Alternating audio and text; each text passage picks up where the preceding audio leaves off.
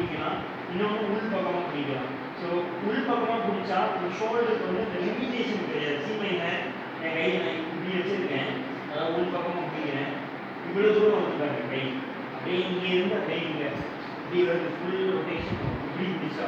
ஆனால் உள் பக்கமாக பிடிச்சா இதுக்கு மேலே நம்ம கை திரும்பாது, இவ்வளோ தான் போகும். ஸோ அதனால் நமக்கு என்ன மெத்தட் ஓகேன்னு பார்க்கணும். இந்த மெத்தடா அதர்வைஸ் இந்த மெத்தடா, palms are inside facing, otherwise palms are facing outside. So அதே மாதிரி இதில் கணக்குனால் எப்போவுமே நம்ம போகும் இப்படி ஆங்கிளில் தான் போகும் எல்லாருக்குமே. நம்ம ஏன்னா ஒரு காலில் பேலன்ஸ் பண்ணுறோம், ஒரு கால் நமக்கு இப்படி தான் போகும். அதை வந்து மெயினாக ஏதாவது பிஜிஐ போஸ்ட் கொடுத்து இடுப்பு எப்படி கரெக்ட் பண்ணணும். நான் பிஜிஐ போஸ்ட் கொடுக்குற பர்பஸ் வந்து இதுதான், இடுப்பு எப்படி கரெக்ட் பண்ணணும். ஸோ இப்போ இதில் இந்த மாதிரி கையை பிடிச்சிட்டு, ஸோ இதில் வந்து இப்படி கிளாஸாக இருக்கக்கூடாது, இப்படி பிடிச்சிட்டு ஹேண்ட் இஸ் ஹியர் சப்போர்ட்.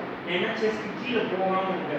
ஒரு ஸ்டேஜ் மேலே செஸ்ட் இப்படி கீழே போயிடுச்சுன்னு வைங்க, இப்படி தான் இருக்கும், அது மேலே தூக்க மாட்டேங்க காலை, அது ஷேப் போடாது. ஸோ அதனால் hand here, C first folder, inhale, அதே கொஞ்சம் கொஞ்சமாக கிக் த லெக் அகெயின், திருப்பி இப்படி போகாமல் ஹிப் ஸ்கொயர் லைட்டாக இப்படி இருந்தது, இந்த கால் இப்படி போகுது அப்படின்னா keep your hips square, lift your leg again, slowly this hand should be up, pointing your feet.